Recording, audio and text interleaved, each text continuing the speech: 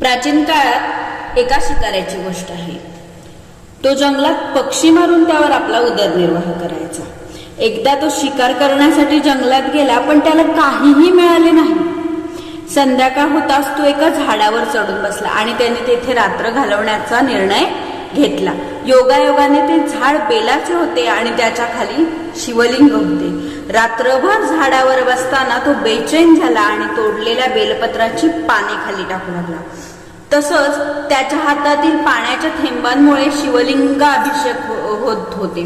त्याला याची कल्पनाही नव्हती की तो अज्ञानात महाशिवरात्रीच्या दिवशी भगवान शंकराची पूजा करत आहे।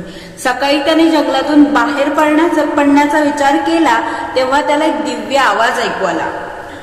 भगवान शंकर स्वतः प्रकट झाले आणि अंजान पूजेने प्रसन्न होऊन त्याला मुक्तीचा आशीर्वाद दिला।